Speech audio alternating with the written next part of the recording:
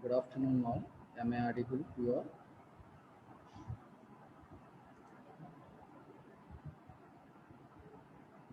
Hello.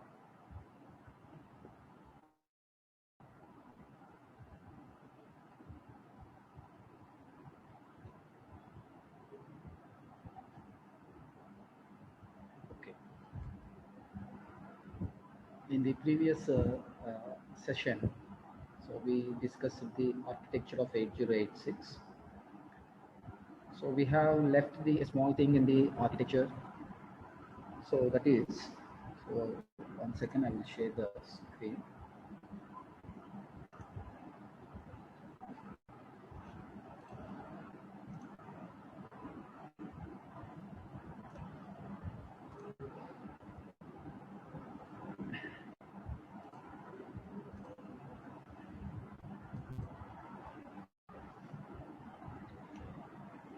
So we have discussed the architecture of 8086. So from the last couple of sessions, we had a discussion on the architecture of 8086. So mainly the architecture of 8086 is described in terms of mainly two functional units, bus interfacing unit and execution unit. So we have seen what are the resistors inside of the bus interfacing unit and what are the resistors of the execution unit. So here the small thing is the resistor organization of 8086. So if you look at the architecture of 8086, it is mainly all about the resistors. What are the various resistors of the 8086? Even, in fact, we also discussed mainly the resistors of 8086 in the architecture. From the bus interfacing unit, we have discussed the segment resistors, 4 segment resistors, and about the instruction point resistor. And from the execution unit also, we have discussed mainly the resistors only, general purpose resistors, pointer and index resistors, and also about the flag resistors. So now, so have you counted the number of resistors in the architecture of 8086? So how many resistors are in the 8086? Have you counted that? So if it's so, so you can answer for that. You can tell me how many resistors are there.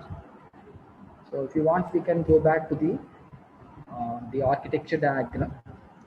And now you tell me, look at the architecture diagram and you tell me the number of resistors in the 8086. Have you counted that? If not, you can count the number of resistors from the bus interfacing unit and as well as from the execution unit. And you tell me that how many resistors are there, how many resistors are there in 8086. So please be answered. So how many resistors are there? You can count from the diagram. So you can look at the architecture diagram and you can count the number of resistors. Count the 16-bit resistors only because it is a 16-bit microprocessor. So you have to you have to count on the 16-bit resistors. So count and tell me the number of resistors, or you can say if you know the answer, you can tell me the number of resistors in the 8086. So how many 16-bit resistors are there in 8086?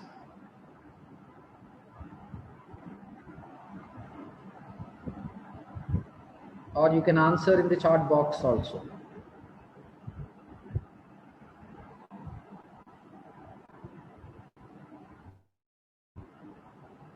So if you have any network issues, if you are not able to answer the question, then you can also answer in the chat box. Can anyone in the class to tell how many number of resistors? I have displayed the architecture diagram on the screen. So by looking at the screen, and you can count the number of resistors here. Are you there?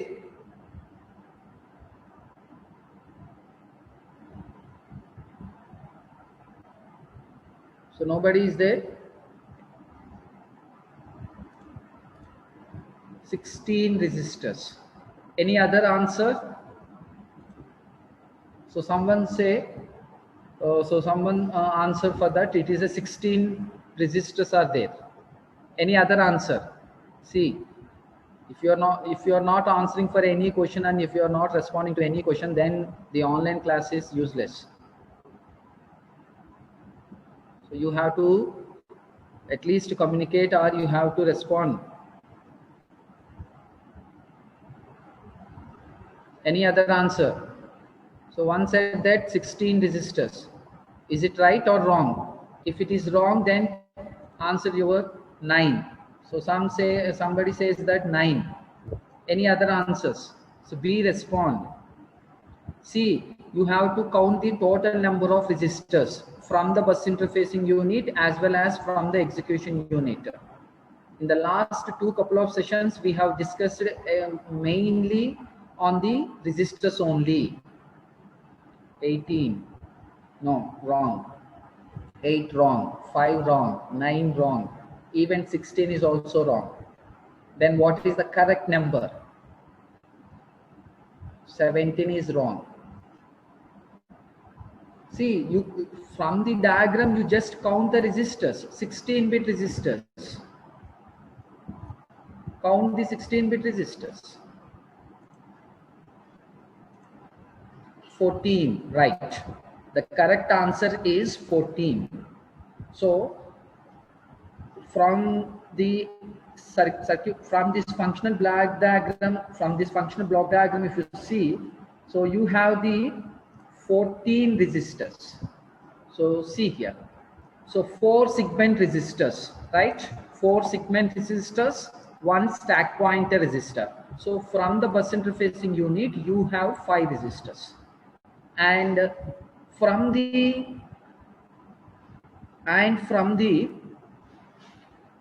execution unit, you have 4 general purpose resistors, AX, BX, CX and DX, right? So there are 4. And the 2 pointer resistors, stack pointer and base pointer, and 2 index resistors, isn't it? Source index and destination index. And you have the flag resistor 1. So now if you see here, so here you have the 4 resistors plus 1, 5, and here you have the 9 resistors. So you have the 9 resistors here, right? So 9 plus 5, 14 resistors. 14 resistors. So totally the number of resistors in 8086 are 16 bit resistors are 14. 14 resistors are there. So now we will come to the current slide. So which is about the resistor organization of 8086. So here the resistor organization of 8086, which describes all the resistors of the 8086, which describes all the resistors of the 8086. So whatever now we have observed from the architecture diagram, so now you can also observe the same resistors, 14 resistors here. You can observe the 14 resistors here. So the 14 resistors are 5 from the bus interfacing unit. 5 from the bus interfacing unit. So 4 segment resistors and 1 stack pointer. And from the execution unit, you have the general purpose resistors AX, BX, CX and DX, and the pointer resistors SP and BP, and index resistors, source index and destination index, and then flags, which is referred with the flag resistor. So now the total number of resistors are 14. This question is also very, very, very important. So from this topic, one of the important question or one of the topic is, or even in the exam point of view also, so he will ask you explain the architecture of 8086, or explain the functional block diagram of 8086, or maybe the question is explain the resistor organization of 8086. So when it is resistor organization, so we have to explain all the 14 resistors. So you need to explain all the 14 resistors function. Okay, so remember this. So the resistor organization is nothing but it is not a separate topic. It is a part of the architecture only, because in the architecture we have discussed only about the resistors only mainly. Okay, so with this we completed the 8086 architecture. Okay, so do you understand this? So if the question is explain the resistor organization of 8086, means you have to explain all the resistors including the flag resistor, and sometimes he will ask about the only the flag resistor of the 8086. In that case you need to explain the 9 flags of the 8086. Okay, so with this so we completed the architecture of 8086.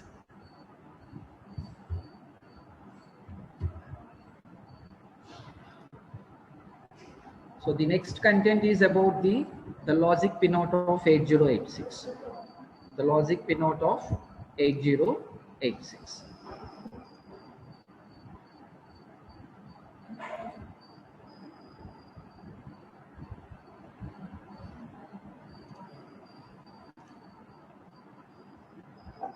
So here the second one is logic pinout of 8086. So what the logic pinout describes here? So here the logic pinout, it describes the signal description of the 8086. As it is an integrated circuit, the logic pinout, which describes the functions of the each pin.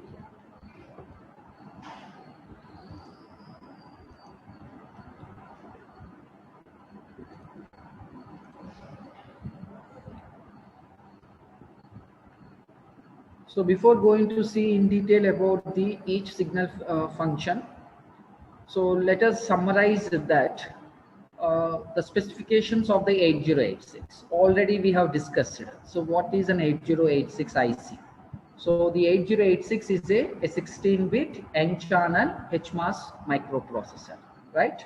And the very important one is the 8086 has 20 address lines and 16 data lines. It has 20 address lines, A0 to A19. So 20 address lines. And it has 16 data lines, D0 to D15. Okay. So 15 data lines, D0 to D15. And here, with the 20 address lines, the processor can access up to a memory of 1 MB memory space. 2 power 20, that realizes into the 1 MB of memory space. The 8086 is a 40-pin dual inline packaged IC. It is an integrated circuit, which is a type of the dual inline packaged integrated circuits. So the number of pins are 40 pins. And it requires a single +5 volts power supply. Single +5 volts power supply. And another important point is internal clock frequency. So the 8086 operates with a 5 megahertz of the clock frequency. Internal clock frequency is 5 megahertz. So how about the external frequency? Externally, it is a triple of the internal frequency. So therefore, the external frequency is 15 megahertz. The external frequency is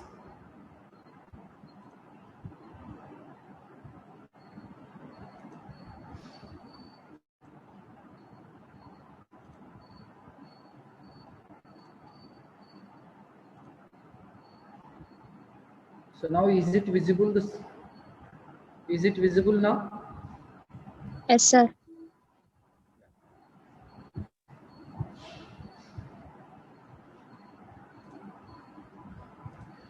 So it is a 16-bit N-channel HMOS microprocessor it has 20 address lines and 16 data lines. So the 20 address lines are identified as A0 to A9, and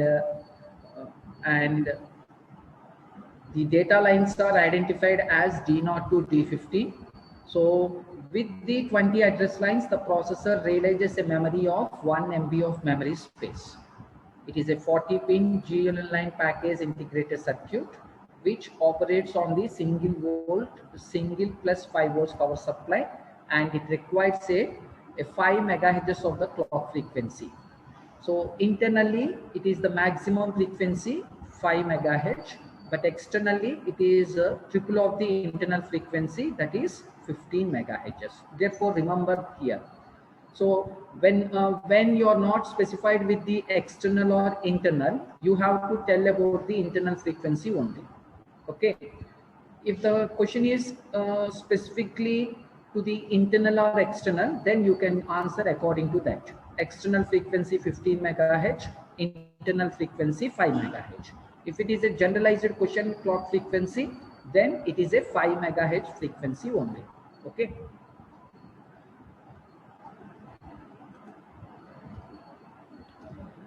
And here the 8086, as we know that it has a 3 versions. So 801, 802 and 80864. And all these are with the same architecture. The only difference is they will operate on the different clock frequencies here. So the 8086 with the 10 megahertz, 80862 with the 8 megahertz, 8086 with the 4 megahertz, which means that they will be differ in the speed of the operation. So 8061 is maximum speed because it is operating at the high frequencies. 8086 is a slower than the 801 and 8062 because the operating frequency is only 4 megahertz. So they will differ in the speed of the operation. Okay. So the next one is limitations of the 8086 IC. So if you take any integrated circuit or any IC, so obviously there will be some constraints, there will be some limitations to that IC. So here the 8086 IC also has the 2 limitations here. It has the 2 limitations. And what are the 2 limitations here? So the first limitation is in the 8086 microprocessor, address lines, data lines and status lines, all these are multiplexed here. You know what is a multiplex? So what do you mean that multiplexing? A multiplexing is the concept, or it is a technique of sharing. It is a technique of the sharing. So I mean that you will have a group of signal lines, and the same signal lines are used for 2 different purposes, and they are differentiated with the time durations. So during the first time period, they will be meant for some specific application, and remaining time they will be used for some other application here. So the multiplex concept is nothing but the time sharing. Even in the multiplex, you will have the 2 types of the multiplexing: frequency multiplexing and time multiplexing. So here we use the time multiplexing technique. So in the 8086, it has the multiplexed address, data and status signals. So the address and data and status signals are multiplexed. As these lines are multiplexed, so these signal lines are to be demultiplexed here, So that is one of the constraints here. So we need to demultiplex the address, data and status signals. So for that we will use the latch. Okay, we will see later that. So this is the first constraint. And the second constraint is we need to generate the appropriate control signals. So why do we need to generate the appropriate control signals? So here the control signals are very much important in order to interface the memory and IO devices to 8086 processor. So to interface the memory to processor, or if you want to interface any input and output devices such as the peripherals to 8086 processor, so we must have the control signals. You must have the control signals. So the major control signals are the memory read, memory write, IO read, IO write. These are the major control signals. So we have other control signals too, but these are the primary control signals. Okay, so here we need to generate the appropriate control signals for interfacing of the memory and IO devices to 8086 processor. So remember, so what are the limitations of the 8086 is, we have two limitations. One is the buses are multiplexed, therefore you need to demultiplex the buses, address, data and status signals. And the second one is you need to generate the appropriate control signals in order to interface the memory and IO devices to processor. So these are the limitations of the processor. Okay, so got it? So the next one is the pin configuration of the 8086. The pin configuration of the 8086. So the pin configuration of the 8086. So here you can see the pin configuration of the 8086. So which is a logic pinout of 8086, where it shows the 40 pins of the 8086. So you can see the 40 pins from 1 to 20 and 21 to 40. And here each pin is treated as a signal. So each pin is treated as a signal. So it has 40 pins. So therefore 40 signals are there. Okay. And here, if you see here, it shows you all the signals of 8086 processor. And all these signals are mainly classified into, they are divided into 3 groups here. 3 groups. Okay. So they are divided into 3 groups here. So they are the common signals, minimum mode signals and maximum mode signals. So what are the total number of pins here? The total number of pins are the 40. Out of the 40, 32 signal lines are the common for the both the minimum mode and for the maximum mode signals. I mean that these 32 signals are commonly used for minimum mode as well as for the maximum. But when come to the minimum mode, so there are only 8 signals. So they are exclusively used under the minimum mode of the processor. So now what is the total number of the pins here? 32 plus 8, 40. Okay. And similarly, coming to the maximum mode of the processor also, so it uses exclusively 8 separate signals. So therefore, out of the 40 signals, out of the 40 pins or the signals, okay, 32 are the common signals and 8 are the minimum mode signals and the maximum mode signals. So now we will just go back to the pin configuration diagram and we will identify the common signals, minimum mode signals and maximum mode signals. So now see here, as I said that the total 40 pins are classified as the common signals, 32. So now, so what are the minimum mode signals and the maximum mode signals? So here you have the exclusive signals of the minimum mode and the maximum mode. So see here, up to this 1, 2, 3, 4, 5, 6, 7, 8. So these 8 signals are exclusively used for minimum mode. Okay. And what about the maximum mode? So these are the exclusively signals used for maximum. So these are for the maximum. So except these 8 signals, okay, and the remaining all the signals you can see. So you can see all the signals from pin number 1 to 20 and pin number 40 to 33 and pin number 23 to 21. So these are all common signals. All these are the common signals. But the minimum mode signals and maximum mode signals are, they will start from 24 to 31. So these signals are separately used for the minimum mode and as well as the maximum. And I mean that the same signals are used with the different functionality in the minimum mode case and in the maximum mode case. Okay, so the 8086 has 40 signals, and these signals are out of the 40, 32 are the common signals, and 8 are the exclusive signals for minimum mode as well as the maximum. Remember this. So now we will see first one common mode signals, and followed that we will discuss the minimum mode and maximum mode signals. Okay. So now we will discuss the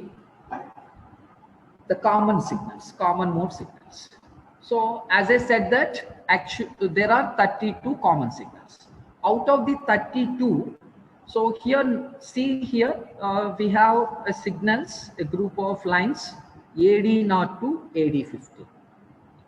So you can understand that these lines are the time multiplexed address and data bus.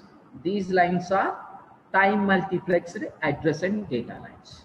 So, so total how many lines? So AD0 to AD15. So which means that out of the 32, if you take, if you subtract the 60, so the remaining are the 60 common signals. So out of the 32, only the AD0 to AD15 are the 16 common lines. So they are nothing but the address and data lines here. So here the signal lines AD0 to AD15, these lines constitute the time multiplexed address and data. Okay, and here since these lines are the time multiplexing and time sharing, okay, so here with respect to the clock signal, so they will perform the different functions. So in the 8086 to represent of any operation, so we will represent the individual operations with a bus cycle, and that bus cycle consists of the 4 clock cycles here. So they are the clock cycle 1, clock cycle 2, clock cycle 3, and clock cycle 4. So which means that each clock cycle is named as a T state.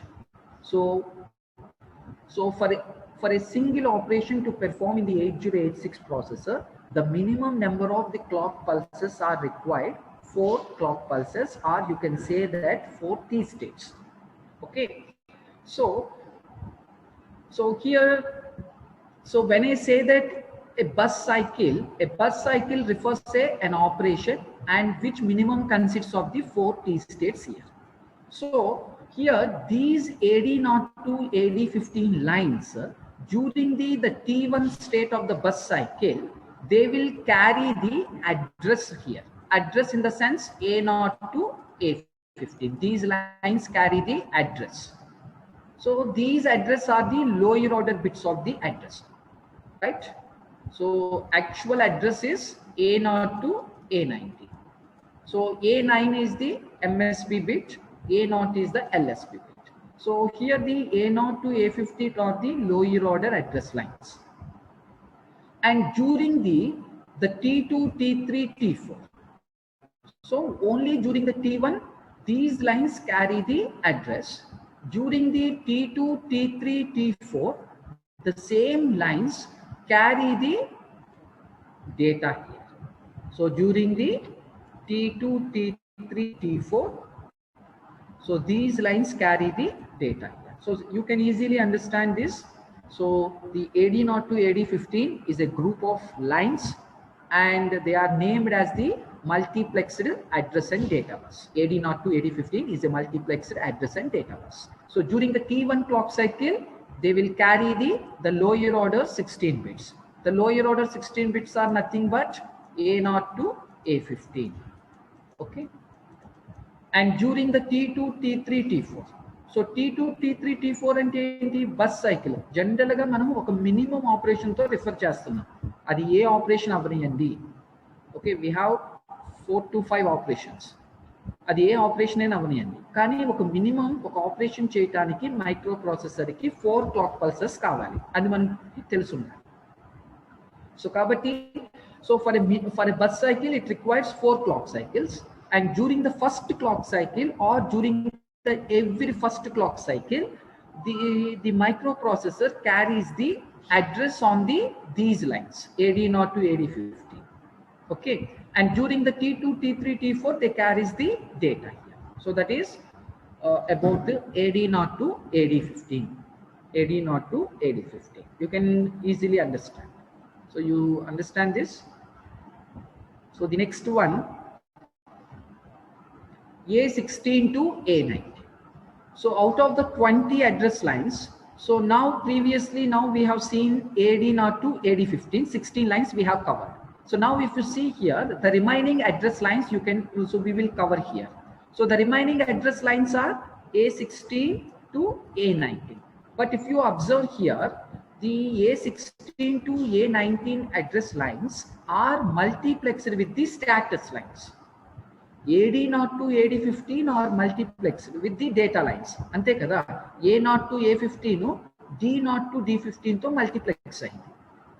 Next enti remaining 4 lines ఉన్నాయి కదా, A16, 17, 18, 19. ఈ higher address lines status signals తో multiplex అయినాయి. So the next signal, the signal lines are A16 S3 to A19 S1. So these are the again time multiplexed lines, right? And during the first clock cycle, so during the first clock cycle, they carry the higher order 4 bits of the address. So that is A16 to A19 they carry. And during the T2, T3, T4 clock cycle, they carry the status signals. So status signals ante ikkada ఏమేమి ఉంటాయి ఇక్కడ మనకి S3, S4, S5. So we will see the total number of status lines at the end. Okay, but now the moment, so we will discuss this. So here S3, S4, S5. So 3 status signals. Okay, during the T2, T3, T4, these lines carries the status S3, S4, S5. So now we will see the individual function of these lines here. Individual functions. So first we will take the A16 S3 to A17 S4. A16 S3 to A17 S4. So as we discussed that these lines are nothing but multiplexed lines. So therefore A16 S3, A17 S4, these lines carry the address bits A16 and A17 during the T1 clock cycle. And how about the T2, T3, T4? So during the T2, T3, T4 cycle, so the same lines carry the status signals S3 and S4. So now the question is here, what is the significance of the S3, S4 status lines? What is the significance of the S3, S4 status lines? So the importance of the S3, S4 is, they are used to identify the memory segments here. As we know that we have 4 segment memories of a size of 64 kilobyte, stack segment, data segment, port segment, extra segment, right? Isn't it? So now to identify the segment memory and to identify with which segment memory the microprocessor is being working. So to identify that, the status signals S3 and S4 are used for identification of the memory segments. So now how to identify here? So these are 2 signals. So therefore we will have the 4 possible combinations values. 4 possible combination of the values. So for S3, S4. So for S3, S4, you have 4 possibles now. So one is 0, 0, 0, 1, 1, 0, 1. So if S3, S4 is 0, 0, which means that the microprocessor is accessing with the extra segment memory. If the status signals S3, S4 are 0, 1, the processor is being working with the stack segment memory. For 1, 0, it identifies the memory as code segment. So which means that the processor is working with the code segment memory. For 1 and 1, data segment memory. So now, what is the significance of S3, S4 status signals? The status signals S3, S4 are used to identify the which memory segment is being used by the processor. So 0, 0, 0, 1, 1, 0 and 1. You got it? So do you understand this? A16, S3 and A17, S4. During the T1 state, A16, A17 are carried.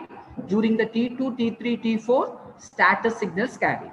So in that status signals, so the binary value of the status signals indicates the status of the current accessing memory, segment memory, whether it is a extra segment, stack segment, code segment, or a data segment. So do you understand this? Okay. Are you following me? Yes, sir. Yes, sir. So the next one is A18, S5. So now we have discussed the previous, we have discussed the A16, A17, we have discussed. So now the next signal line is A8, S5. So you can easily describe about this signal here. So A18, S5 is a time multiplexer signal. So the status signal S5 is multiplexed with the address line A0. Sorry, A18. It is multiplexed with A18. So what does it mean here? Which means that, so in a 4 T states of the clock cycle, T1, T2, T3, T4. So you will have 4 clock pulses. So during the first clock cycle, A18th address line is transmitted over this line. And during the T2, T3, T4, S5 is carried here. Okay. So during the T1, A18 is carried. During the T2, T3, T4, S5 is the carried here. Okay. S5 is the carried. So now, what is the significance of the S5 status signal here? The significance of the S3, S4 is to identify the signals. Okay. And now what is the significance of the status signal S5? So here the status signal S5, it is used to give the status of the interrupt enable flip-flop IF. So we have seen that there is a flag, interrupt flag in our 8086. Out of the 9 flags, one of the flag is interrupt flag. Okay, so here the status of that flag is updated on this A18 S5 signal line. So see here, the S5 is interrupt enable status. Okay, the significance is interrupt enable status, and the signal, it gives the status of the interrupt flag, whether the interrupt flag is set or reset. Suppose if the interrupt flag is set, which means that you can interrupt the microprocessor, because the interrupt process is initiated so that you can interrupt the processor. If the interrupt flag is reset, which means that the user is not allowed to interrupt the microprocessor. Okay, so the status of the interrupt flag is updated on this A18 S5 signal during the T2, T3, T4 of the first cycle. So you got it this? You understand this? A18 S5. Okay. And the next one, A19 S6 here. A19 S6. So now can you describe the functionality of this signal? This is very easy, because in a similar way, in a similar way of the previous, so we will describe this the same way. So A19 to S6. So here the status signal S6 is multiplexed with the address line A19. So during the T1 clock cycle, the 19th bit, A19th bit is transmitted on this line. And during the T2, T3, T4, the status signal, it is remains low here. I mean that Actually, the status signal S6 has got no significance. It has got no significance. It is used for the future expand purpose, future expansion purpose. So therefore, the S6 status signal has got no importance here. So therefore, during the T2, T3, T4, this signal A19S6, it is tied to ground here. It is tied to ground here. So you understand this point? During the T1 cycle, A19S6 carries the 19th address bit. During the T2, T3, T4 bus cycle, ఏమవుతుంది ఆ signal అనేది ground అయిపోతుంది direct గా. Okay, ఎందుకంటే S6 అనే దానికి ఎటువంటి function ని మనం డిఫైన్ చేయలేదు ఆర్కిటెక్చర్ లో, అందుకని. Okay, so you understand this. So that is A19S6. So this is about the multiplexing of the address, data and status signals here. Address, data and status signals. AD0 to AD15 is one group.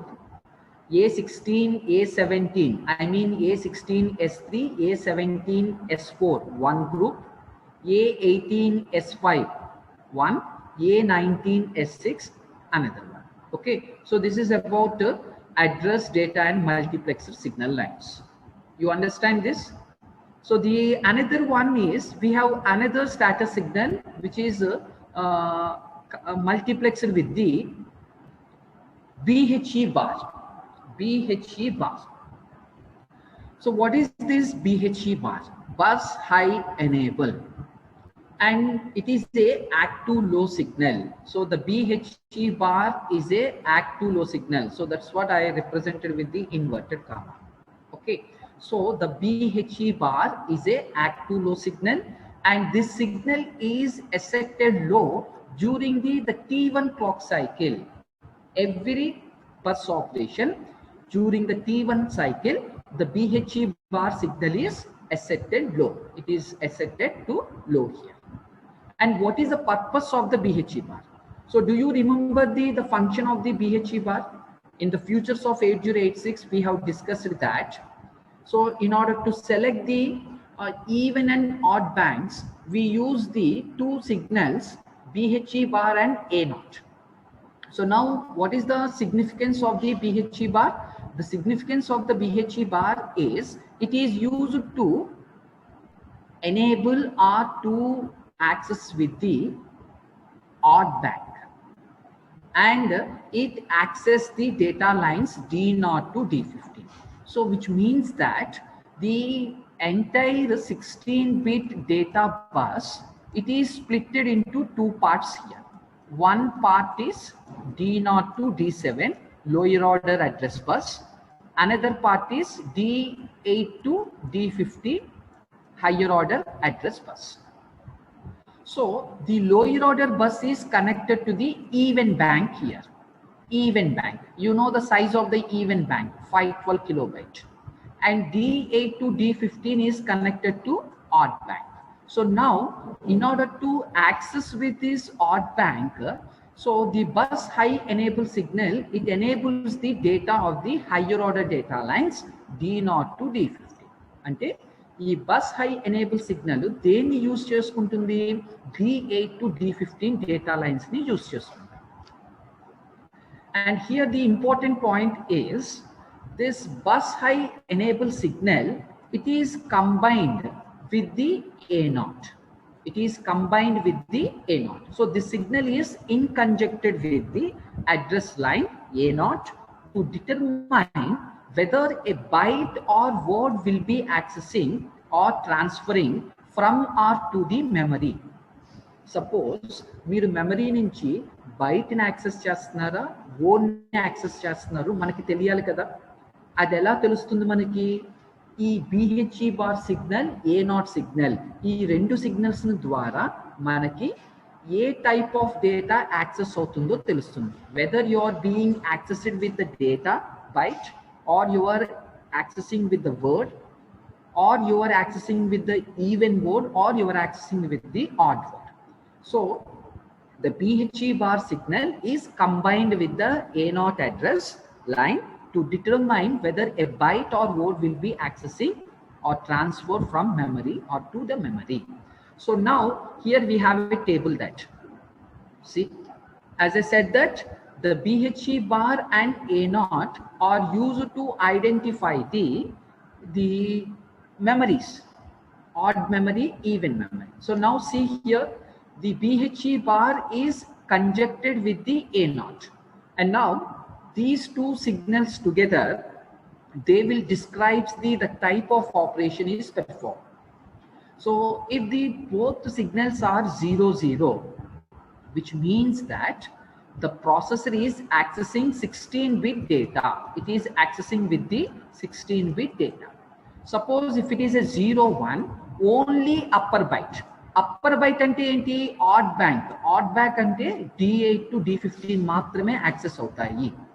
అదే మీరు 10 తీసుకున్నారు అనుకోండి, lower byte access అవుతుంది. Lower byte అంటే ఏంటి, even bank మాత్రమే access అవుతుంది, D0 to D7. Suppose if the two signals are 1 and 1, which means that no operation is performed. I mean that ideally the buses are there, so they are not performing any operation here.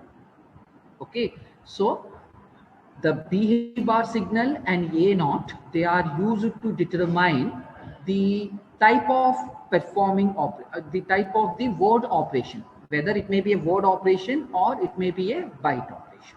అది read అవనియండి, right అవనియండి, కానీ మనకి two possibilities ఉన్నాయి. ఒకటి word access చేయొచ్చు, రెండోది byte access చేయొచ్చు. Suppose if it is a byte, then you have to identify whether it is a upper byte or it is a lower byte. Whether it is a upper byte or lower byte, that you have to identify it. So with these two signals, you can identify that word and byte accessing here. You understand this BHE bar or not? You have any doubt or any confusion? If not, we can move on to the next one. If not, we can move on to the next one. So we will conclude. So with 1 and 2 minutes, so I will conclude the session. So you understand this or not? So be respond at least in the chat box. You can give your response.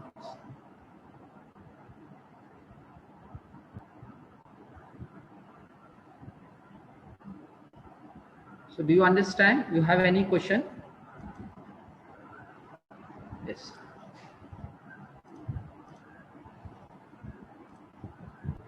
So BHE bar by S7. So the next one, read signal. As you all know that what is a read signal? A read is a control signal and which is an act to low signal. So it is a act to low signal, read bar. Okay, it is a act to low control signal, and the purpose of this read signal is this signal is used to indicate the selected IO or memory device is to be read. I mean that, so if you want to read a data from a selected memory, or if you want to read a data from the selected input device, so then if you made this read signal low, which means that the microprocessor reads the data from the selected memory device or selected IO device. Okay, which so the processor just simply places the data on the data bus from the memory or the input device, so that it will carry to the further operations. So what is a read signal? The read signal is a control signal which is a act to low signal, and the read signal which is used to indicate that the selected IO or memory device is to be read. మీరు ఏదైతే select చేస్తారో ఆ device నుంచి డేటాని read చేస్తుంది. Okay, that is read signal. And that signal is ready signal. So this ready signal is also act to high signal. And what does it do exactly here? The ready signal is an acknowledgement received from signal received from the peripheral. So mainly mainly the function of this ready signal can be determined as the ready signal is used to synchronize the slow peripheral devices. So, for example, slow peripheral devices, like if you take any devices, so for example, a sensor output, so a sensor device, so sensor is a device. So to get the input information from that sensor data, the processor has to wait. The processor has to wait until the sensor has to ready to transfer data. So the ready signal is used to synchronize the slow peripheral devices. So if this signal is low, the microprocessor enters into the wait state. As I said that the ready signal is to synchronize the slow peripheral devices. అంటే slow peripheral device రెడీగా ఉందా లేదా అన్నది microprocessor check చేసుకుంటుంది. Peripheral అనేది రెడీగా ఉంటే డేటాను ట్రాన్స్ఫర్ చేస్తుంది. పెరిఫరల్ రెడీగా లేదనుకోండి, అప్పుడు ఏమవుతుంది, processor has to wait. So therefore the processor enters into the wait state. అంటే రెడీ సిగ్నల్ లో అయింది అంటే ప్రాసెసర్ అనేది వెయిట్ చేస్తుంది. దేనికోసం? పెరిఫరల్ డివైస్ నుంచి వచ్చే రెస్పాన్స్ కోసం వెయిట్ చేస్తుంది. When the signal is high, indicates that the peripheral device is ready to transfer data. ఎప్పుడైతే పెరిఫరల్ డివైస్ రెడీగా ఉందో డేటాను ట్రాన్స్ఫర్ చేయడానికి, అప్పుడు రెడీ సిగ్నల్ ఏమవుతుంది, హై అవుతుంది. ఎలాగవుతుంది హై? ఆ పెరిఫరల్ డివైస్ అక్నాలెడ్జ్మెంట్ సిగ్నల్ పంపిస్తుంది. ఏమని? నేను రెడీగా ఉన్నాను డేటాని ట్రాన్స్ఫర్ చేయడానికి. So therefore microprocessor will now receive that data.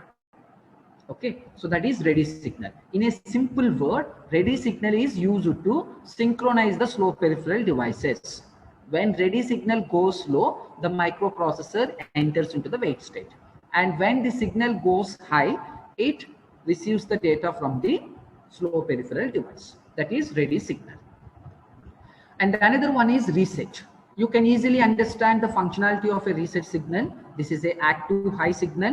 This is a system reset signal. So you can use this this signal is to the system being reset. Okay, so to reset the system you can use this signal. And exactly what happens when the reset is performed? So when the signal is low, the processor goes into the, I am sorry, if it is an active high signal, then the signal must go high. So there is a, so the signal must be high here. It is not low. Okay. So when the signal high, the processor goes into the reset state. If it is an active high signal, the signal must be high. If the signal is low, so the signal must be low here, so that it enters into the reset state. So when the signal is, when the processor is being resetted, when the processor being is resetted, it clears the contents of the DS, ES, SS and IP registers, and the contents of the code segment is set with the 4 Fs here. There is a significance, so we will discuss that significance at the time of the interrupts. Okay, but when the reset signal is activated, it clears the contents of the data segment, extra segment, stack segment, instruction pointer contents, and it sets the code register segment with the 4Fs address. Okay, remember that. So why? The reason we will discuss at the interrupts. Okay, and or we can discuss at the subroutines too. Subroutines దగ్గర కూడా discuss చేయొచ్చు. Okay. And the another one is important one is interrupts. We have two hardware interrupts, NMI and INTR. NMI and INTR. So these two are the hardware interrupts. The NMI is an expand name of the non-maskable interrupt request. It is an active high signal and which is a non-maskable interrupt. You cannot neither disable or not enable. Okay, you cannot enable or disable this signal. So NMI, non-maskable interrupt request. It is an active high signal which is a non-maskable signal and it is also one of the highest priority interrupt. And the another one is INTR. So here the INTR is an interrupt. It is a general purpose interrupt request signal.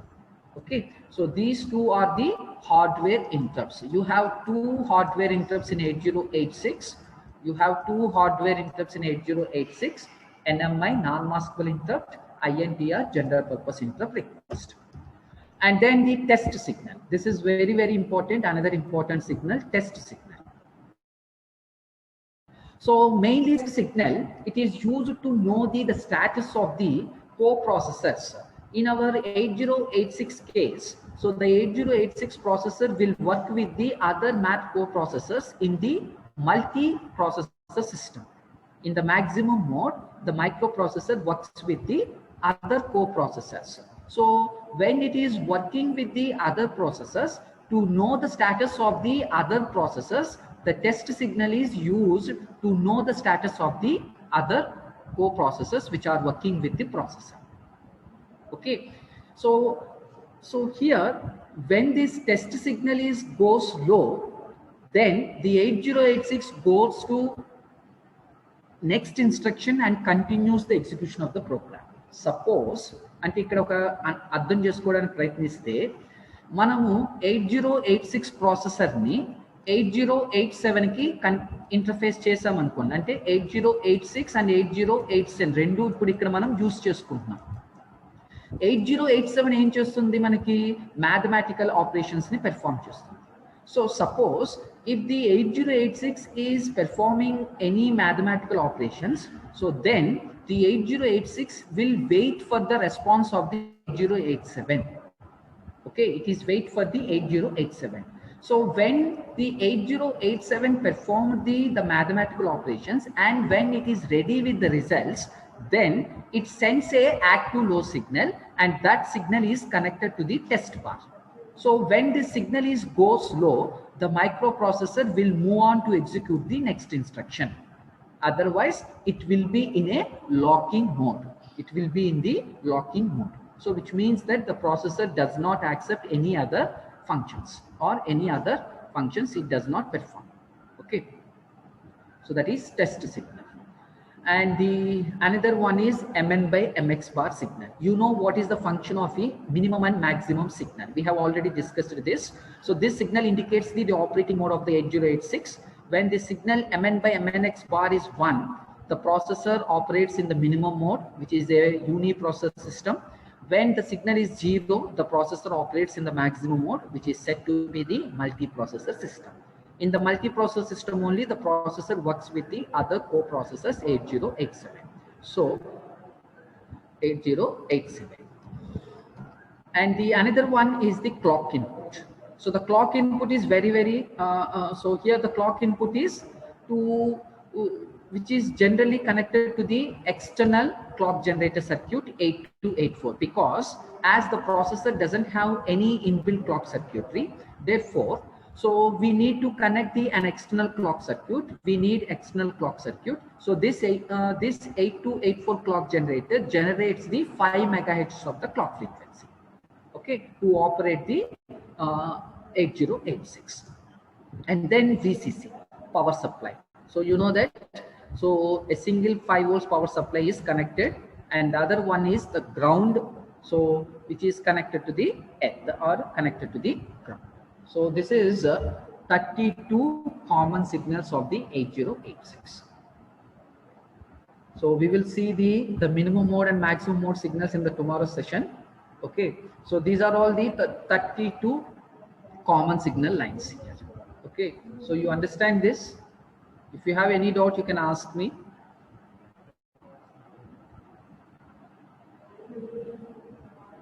You understand this? And as of now, 65 members have joined to the EdMode class, and I inform you others also to join to the the EdMode class. And I will be scheduling the assignment on the 8086 architecture, maybe on tomorrow or day of tomorrow. So others are informed to join the EdMode class. Okay. So far 65 members have joined. So still 35 members yet to be joined. So the others are also joined to the Edmode class, and I will be scheduling the first assignment on 8086 architecture, maybe tomorrow or day of tomorrow. Okay, నేను slides కూడా share చేస్తాను, ఆ video links కూడా నేను share చేస్తాను Edmodo class. Okay, right. So you have any questions? If not, we can conclude for today's session. In tomorrow's session, we will discuss the minimum mode signals and maximum mode signals.